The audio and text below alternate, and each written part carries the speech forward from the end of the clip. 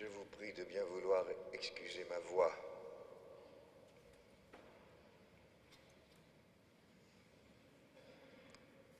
Et si 2016 était l'année de l'amour?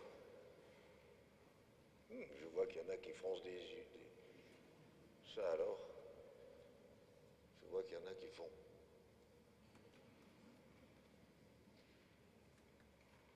Et si 2016 était l'année de l'amour? On va s'aimer.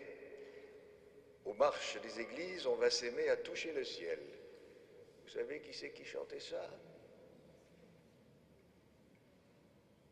Même pas les musiciens en la culture. Ah, ben quand même. Gilbert Montagnier. On va s'aimer aux marches des églises, on va s'aimer à toucher le ciel. Il le chante depuis 2002. Donc pour le moment, ça n'a pas encore été très efficace. Et oui, si l'année 2016 était enfin celle de l'amour, car vous le savez bien, pas d'année de la miséricorde et du pardon sans amour. Amour que nous pouvons puiser dans l'incarnation de Jésus qui vient vivre parmi nous. Il vient nous révéler l'amour et nous sommes invités à puiser en lui la force d'aimer. En cette période de l'année, vous constaterez comme moi que le Père Noël est bien plus populaire que Jésus. Il fait la une de tous les médias. Et dans bien des cas, le Père Noël bénéficie sans peine du boycott des scandaleuses crèches que certains auraient le culot, vous vous rendez compte, le culot de mettre dans les mairies. Une crèche dans une mairie. C'est un véritable scandale, n'est-ce pas?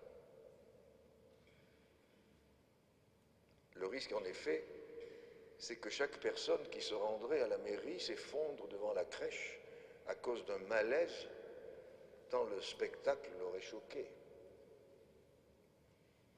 Et les services d'urgence ne pourraient faire face et cela entraînerait des dépenses lourdes à porter par la collectivité. Alors il vaut mieux en rire. Cela nous évite d'en pleurer. Je me suis souvent demandé s'il était opportun de parler aux enfants du Père Noël et en même temps de Jésus. Lorsqu'ils ne croiront plus au Père Noël, croiront-ils encore en Jésus-Christ?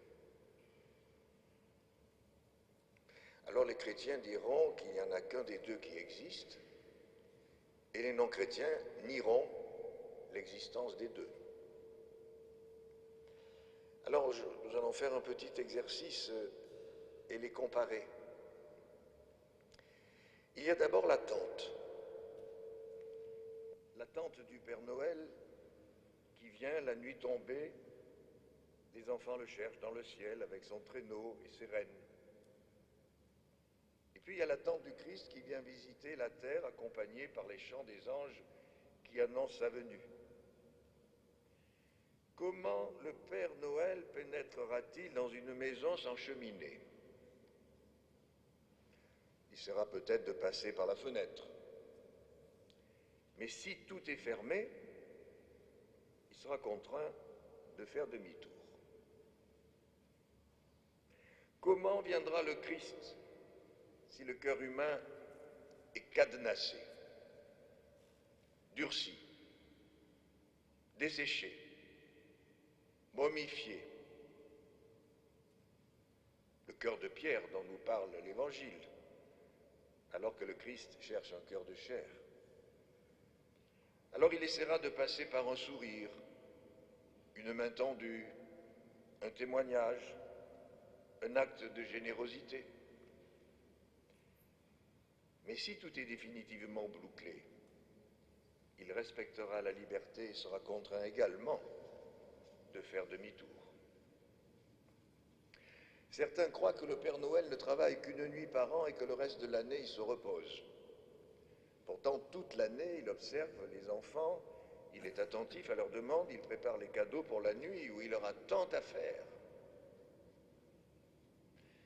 Certains croient que Jésus n'est présent que lorsque tout va bien, et que le reste du temps, quand les malheurs gouvernent la terre, il est absent, bien loin de nos préoccupations quotidiennes.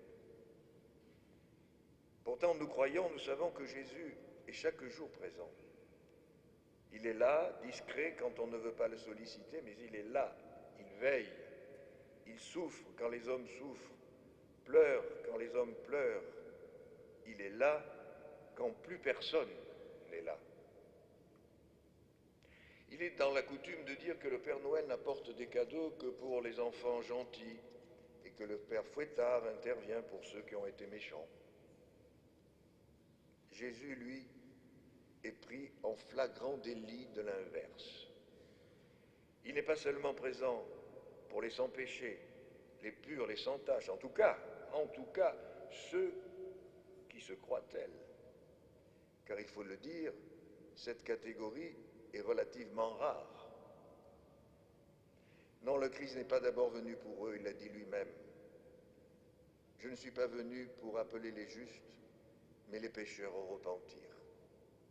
Alors quel bonheur de savoir qu'il est là dans la crèche pour vous et moi, pour les tordus que nous sommes, les boiteux de l'amour, les cassés de l'égoïsme, les handicapés du cœur, les sans mains du partage, les agiles de la langue plus acérée que la plus belle des lances.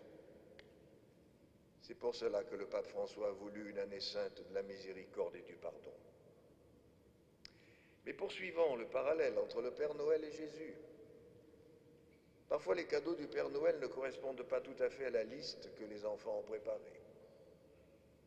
Parfois, les événements que nous donne la vie ne correspondent pas aux prières adressées à Dieu.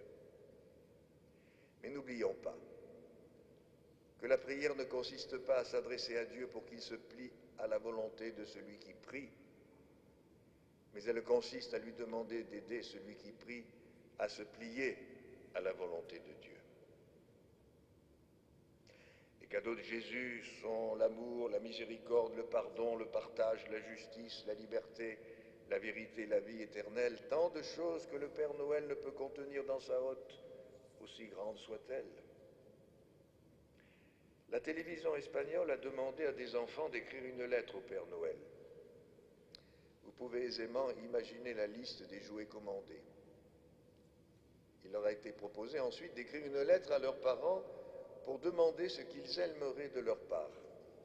Réponse, passer plus de temps avec eux, jouer ensemble, les écouter, leur raconter des histoires et leur faire des câlins.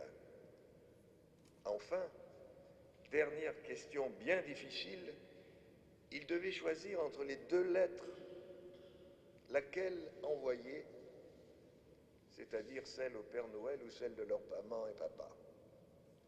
Tous ont fait le choix des parents. Tout ce que les enfants demandaient à leurs parents ne passe pas par la carte de crédit ou le chéquier et ne se trouve pas non plus dans la hotte du Père Noël, mais bien dans le cœur de leurs parents.